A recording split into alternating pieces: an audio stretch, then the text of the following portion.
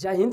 आज हम जानेंगे फूलन देवी के जीवन में घटित सच्ची घटना के बारे में। जानेंगे कि किस प्रकार से फूलन देवी के ऊपर जो है गैंग रेप हुआ था और किस प्रकार से फूलन देवी ने उन आरोपियों को ढूंढकर उनको घुटने के बल कर लगभग 22 लोगों को मौत के घाट उतारा था। और भी कई मामले हैं। देखिए, फूलन देवी का जन्म 10 अगस्त 1963 के गांव गोरवा में हुआ था, जो कि कानपुर में पड़ता है। ये एक मल्लाह समाज से आती थी और कुछ रूढ़िवादी के समाज के लोग हुआ करते थे उस समय, छोटी सोच के। तो उस समय जो है 11 साल की उम्र में ही इनकी शादी हो गई थी। जिनसे शादी हुई थी उसका जो उम्र है वो 25 साल का था, यानी इनकी पति के। ठीक है, कुछ समय के बाद इनके पति के घर वालों ने इनको छोड़ दिया था।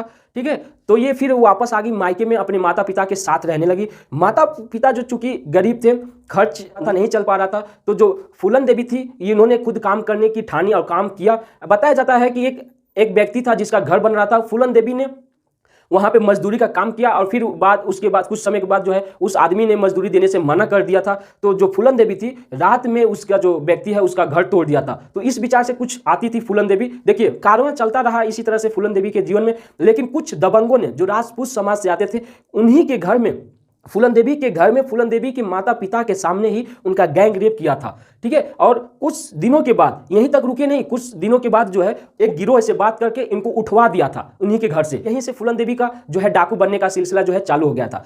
14 फरवरी 1981 में ये डाकू बनकर वापस आई उस गांव में। ठीक है, जब आई तो उस गांव में शादी का समारोह चल रहा था, शादी हो रही थी। फूलन देवी ने क्या किया कि एक एक राजपूत समाज के जो लोग थे वहां, उनको ढूंढ ढूंढ के, जो गैंग रेप रोपी थे, उनको ढूंढ कर, उनको लाइन से खड़ा कर, उनको घुटने के बल कर उन पर गोली अंधाधुंध फायरिंग करवा दी, यानी कि मरवा दिया। ठीक है, और ये जो सिलसिला है ये पूरा एकदम फैल गया, पूरी तरह से ये जो है मामला ऊपर आ गया।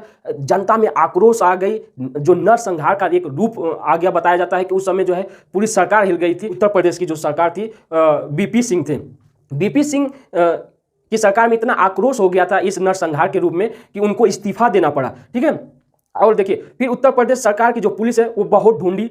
फूलन देवी जंगलों में भटकती रही, कई साल तक ये मामला चलता रहा।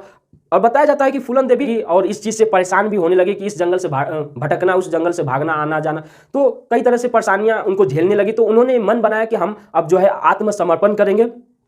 देखिए, फूलन देवी ये बताती है अपने इंटरव्यू में कि किस प्रकार से जब उनको ठाकुरों ने उनका जो गैंग रेप हुआ था, उठाया था, तो वो मरने जा रही थी। और जब ये उनके विचार जब मरने का आया तो इन्होंने ये सोचा कि जब मैं मर जाऊंगी तो सिर्फ मैं ही मरूंगी, और जो मेरे साथ गलत किए है वो जिंदा है और वो कहीं ना कहीं किसी दूसरे के साथ करेंगे और ये सिलसिला आगे तक फैलता रहेगा। तो इन्होंने ये सोचा कि क्यों ना, जब मरना ही तो है, तो क्यों ना उन जो आरोपी हैं, जो गलत लोग हैं, उनको मारकर ही क्यों ना मारा जाए। तो इस सिलसिले से इन्होंने डाकू का रूप ले लिया था और उनका नरसंहार किया था। देखिए, इसी की वजह से लोग इनको बैंडेड क्वीन भी कहने लगे थे। और जो मध्यम वर्ग के जो लोग थे, उनके सहानुभूति से जो पुलिस थी वो बिल्कुल पकड़ ही नहीं पाती थी, क्योंकि मध्यम वर्ग के लोग उन पे बहुत ज़्यादा सहानुभूति दिखाने लगे, क्योंकि भाई उनके ऊपर अत्याचार हुआ था। इसलिए वो उस लड़की ने हथियार को उठाया था और उन आरोपियों को जो है गाने लगाया था। तो इस प्रकार से देखिए, जब फूलन देवी थी, इन्होंने सोचा कि अब हम आत्मसमर्पण कर दे। लेकिन इनके सामने एक समस्या आती थी कि ये चाहते कि हम यूपी पुलिस के सामने हम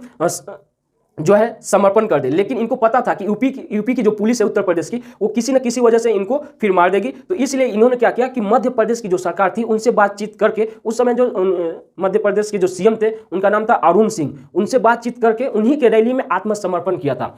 फूलन देवी एक ऐसी महिला थी जिनके ऊपर बिना मुकदमे के लगभग 11 साल तक ये जेल में रही। 11 साल की उम्र, 11 साल के बाद जब ये जेल से बाहर आई तो मुलायम सिंह यादव ने इन्हें लोकसभा का टिकट दिया। और इसके बाद जो बताया जाता है कि मुलायम सिंह पे भी बहुत टिप्पणियां हुई, बहुत राजनीतिक बातें हुई। लेकिन मुलायम सिंह एक ऐसे नेता थे जो एक बार फैसला कर दिया तो कर दिया। तो इस वजह से इनको लोकसभा का टिकट मिला। और 1996 में इन्होंने जो है मिर्जापुर से पहला सांसदी का जो सीट है वो निकाला था और लगभग 2 बार सांसद बनी। और दुर्भाग्यवश जो है 2001 में ये दिल्ली के अपने ही घर के सामने इनको एक व्यक्ति ने इन पे गोली मारकर इनको हत्या कर दी थी। फूलन देवी की वजह से जो देश की महिलाएं हैं उनको एक संकेत जाता है कि देखिए, गलत को सहना भी एक बहुत बड़ा जुर्म होता है। चाहे गलत करने वाला हो किसी भी समाज से आता हो, या किसी भी धर्म, किसी भी जात, या फिर किसी भी घर से आता हो, ये कोई फर्क नहीं पड़ता। जब भी किसी के सामने गलत होता है, डट कर खड़े रहिए, सामना कीजिए, मुकाबला कीजिए।